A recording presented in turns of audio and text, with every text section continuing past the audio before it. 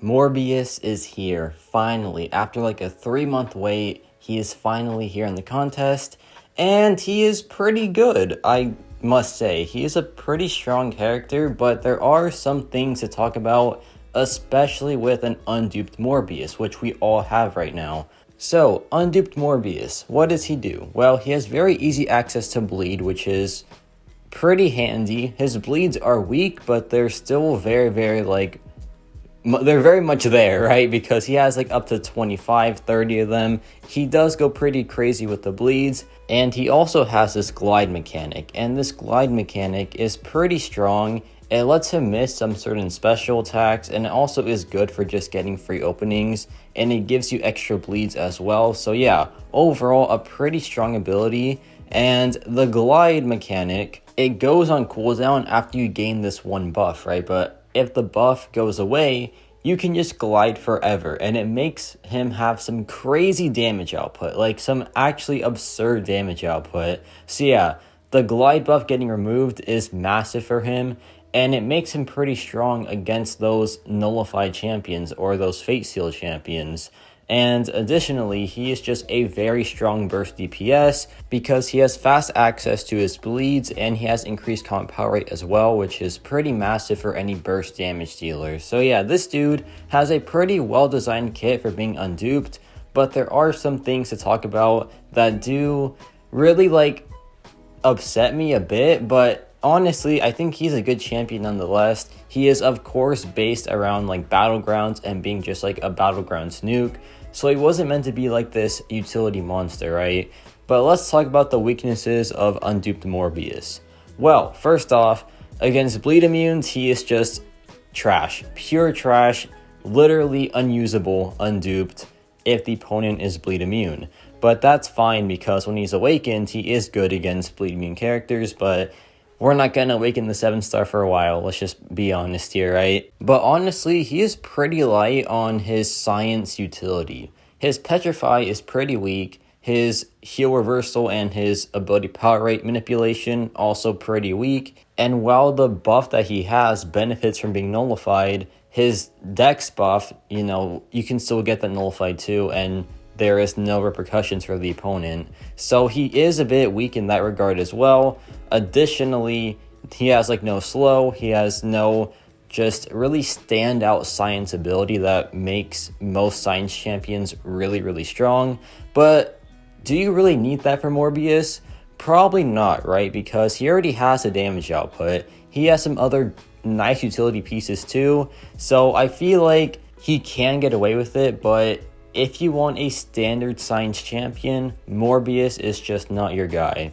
Additionally, unduped Morbius is a bit bland on the reses or just the immunities because he still takes damage from damaging effects. He doesn't have that undying passive. He is just there, and he takes a lot of damage from the recoil masteries when he is unawakened. So yeah, that's just for the unduped Morbius that we have. But in regular Morbius gameplay, yeah, it'll be fine because he'll have the undying passive, which is really strong. He can still lifesteal though, so he does work somewhat with the recoil masteries. Forgot to mention that as a plus for him. Yeah, the lifesteal is pretty dang good, to be honest.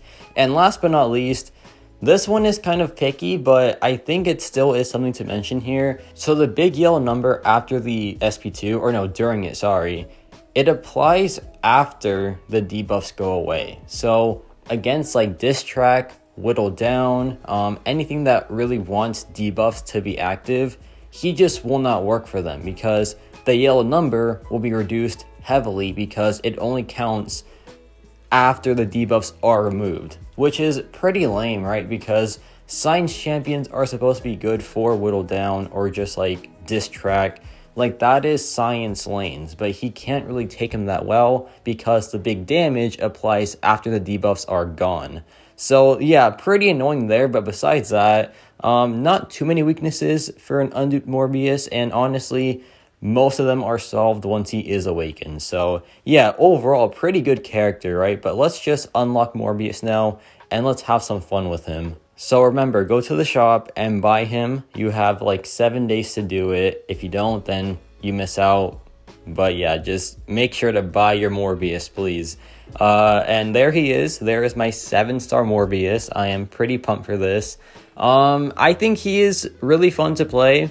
I think I like Werewolf by Night more. And it's crazy because like a werewolf versus a vampire, I feel like they should make a movie off of that, or like 4 of them, right? But yeah, let's just level up this guy. Let's have some fun with him.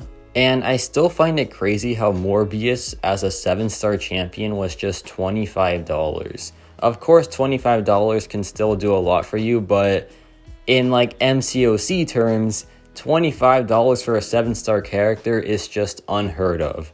And there's the final levels. He has some pretty nice PI, some pretty nice stats as well. So let's see Morbius in action now. So the rotation is to basically just build up your combo, build up to the opponent's SP1, let them drop it, then do your glide, right, to get extra bleeds going, then drop a combo into the SP1 to get some extra bleeds afterwards.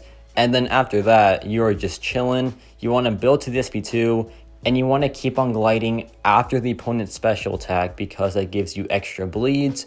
And then after that, drop the SP2 and it's just game over for the most part. So yeah, a pretty like simple rotation. He's not too bad to play for sure. Honestly, ease of use wise, very, very good. And that was a pretty massive SP2, man. That was pretty dang good. Yeah, man, he hits hard. He does hit really, really hard. So now let's see him against a higher health pool because like I said, this is a burst champion, right? He was meant for like battlegrounds, but still he does pretty good in this scenario. Like versus a 500,000 health fight, he still does pretty dang good, which is surprising, right? Because most burst champions are just meant for those lower health pools. But honestly, that might not be the case anymore because the Mantis buff made her good for long fights as well. And that was just a game-changing buff for her, man. And Morbius feels like Mantis in a way, but he is equipped for long fights, even just, you know, at base, which is pretty dang good. And there I get hit, but then watch this, man. The lifesteal is going to come in clutch. The lifesteal is pretty dang good. It caps out at 10% of your maximum health, which is fine. I feel like that's still pretty dang sweet. So there I dropped the SP1, and now we can just go for the SP2 afterwards here. And he's just doing this fight very, very well. He is a very fast-paced character, which honestly, I feel like most 2023 champions are, because when I think about my past videos on them, I always say this, right? Like, I feel like every new champion is just super fast-paced, and I love that, right? I love aggressive characters. Mole Man, Lady Deathstrike, Werewolf by Night. I just love them so much, and Morbius is just like them. And check this out, man. For 13 bleeds, it was still over 100,000 damage. That is pretty dang good. And yeah, that was like 128. Not bad in the slightest, man. And now we have this very fun lane for Morbius because this has special Fate Seal lockdown. So whenever Purgatory drops a special attack, she will Fate Seal us, which means the buff that we have will go away, which lets us glide a lot of times. And it's just so cheesy. It really is. So that's why Morbius against like nullified characters is pretty dang strong. However, the Dex buff still isn't safe. The Dex buff can still be like nullified and it can, you know, harm you sometimes, which is a bit annoying for sure, but at least he still has this pretty massive cheese. So check this out. We have the passive active and we can just glide, man. We can just glide all the time and it's so fun to do. And then watch, she drops a special attack again afterwards and it Fate Seals the buff, turns into a passive, and we can just glide continuously again. It is just awesome, dude. I love it so much. Here she drops it again, the buff goes away, we glide once more, and this is just so much gliding, and it's so fun to do. I love these matchups. These matchups were just made for him, right? He just does so well in these scenarios. And yeah, this fight is pretty much done. Pretty straightforward, pretty simple with Morbius. That was like, what, a minute? Yeah, pretty good stuff there. And now we have this Crimson Rage lane.